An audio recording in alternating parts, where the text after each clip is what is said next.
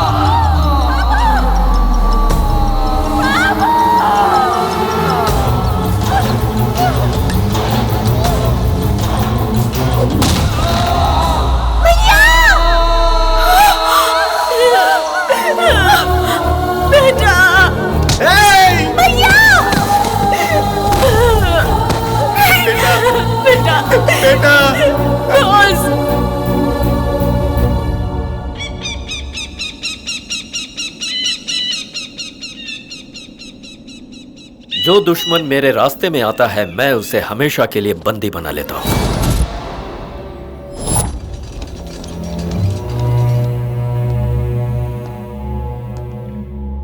Doctor, कैसी condition है इसकी? सर पर मार ज्यादा लगी सर, लेकिन कोई खतरा नहीं है। सिर्फ 3 महीने की ट्रीटमेंट चाहिए इन्हें, फिर ये नॉर्मल हो जाएंगे। नहीं होना चाहिए, किसी भी हालत में ये नॉर्मल नहीं होना चाहिए। इसे ना तो मरने देना है ना जीने देना है। किसी भी पेशेंट को ऐसा करने के लिए कुछ मेडिसिन बनी है सर। उन्हें इंटरनेशनल मेडिकल काउंसिल रूल्स के हिसाब से इंडिया में हमेशा के लिए बैन किया गया है। ऐसी मेडिसिन को मंगवाकर हम एक्सपर्ट डॉक्टर से ट्रीटमेंट करवाएंगे तो आप जितने दिन चाहें उतने दिन इन्हें कोमा में रख सकते हैं। अगर ये कोमा से बाहर आ गया तो?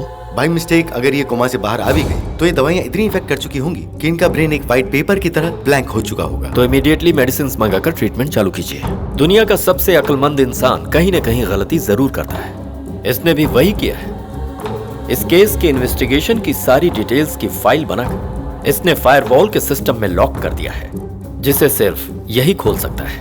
बहुत ही अद्भुत दीवार इसने बनाया, लेकिन एक छोटा सा होल बंद करना भूल गया। वही होल हमारे लिए सिंह द्वार बन गया। कैसा होल? Voluntary retirement. बोस ने वॉलंटरी रिटायरमेंट लिया है। ये स्टेटस सिस्टम में एंटर करते ही फाइल कभी एक्सेस नहीं होगी। बैनर्जी, इमीडिएटली इसकी फैमिली को अपने कंट्रोल में। मैं मैंने जो बोला अगर वो नहीं सुनोगे तो कोई जिंदा नहीं बचेगा, ना तू ना तेरी फैमिली। तुम नहीं चाहोगे ना मैं इसकी इज्जत के साथ खेलूं?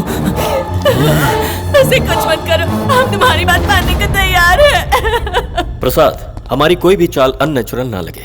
पब्लिक की आंखों में धूल झोंकने के लिए उस पर ड्रंक एंड ड्राइव का केस बनाओ। इस तरह से मैंने तुम्हें एक जिंदा लाश बनाकर रख दिया था, लेकिन मेरी बदनसीबी कि कोमा में रहते हुए तुम्हारी एक दिन सांसें रुक गई। He is dead! नो! ऐसा नहीं होना चाहिए।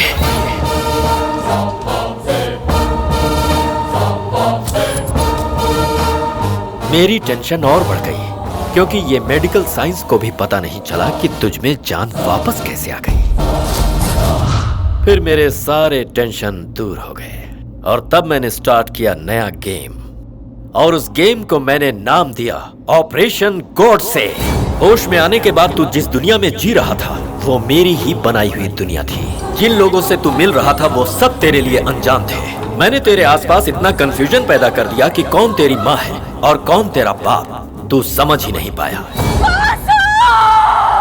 Mother's, nobody can stand in front of your power. तू मेरा कुछ नहीं बिगाड़ सकता। तुझे पता है क्यों? अब तेरा सीबीआई से कोई संबंध नहीं रहा। कोबरा के हलक से जहर निकाल लिया। सिर्फ तू डसता रहेगा लेकिन असर नहीं होगा। अबे, बिजली गिरने के बाद बादल की गड़गड़ाहट भी हम लोगों को 1 सेकंड लेट सुनाई देती है। दहकते हुए इस जलते हुए सूरज को भी 1 घंटे का ग्रहण लगता है। देरी हुई तो क्या हुआ? ऐसा नहीं कि तेरा फैसला नहीं होगा, पाप का अंत होकर ही रहता है। ऑलरेडी तेरे सारे पंख काट दिए, अब इतना क्यों उड़ रहा है? मेरा टेम्परेचर इतना है कि तेरा डीएनए टेस्ट करने के लिए मुट्ठी भर राख भी नहीं मिलेगी। तुझसे गलती हो गई कि तूने मेरा नाम गॉडसे रखा। गॉडसे भी वायलेंट था और बोस भी वायलेंट थे। तुझे समझ में आया ये मुझे पता नहीं, लेकिन एक चीज मुझे समझ में आई है। गॉड से यानी गॉड ने बोला कि तेरा फैसला मेरे हाथों होगा।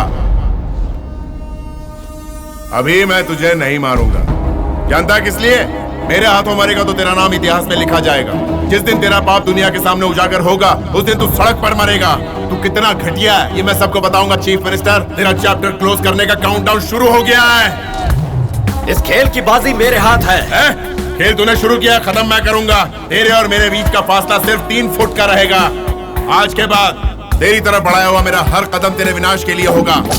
तू बचना भी चाहे तो जमीन के अंदर धंसता ही चला जाएगा। तू भागना चाहेगा तो भाग नहीं पाएगा। तुझे छुपने के लिए यह आसमान भी छोटा पड़ेगा। और मैं ये सिर्फ कहने के लिए नहीं कह रहा हूं। I will prove it to you. मैं तुझे नहीं छोड़ूंगा। तुझ में जितना दम है पूरा लगा लेना।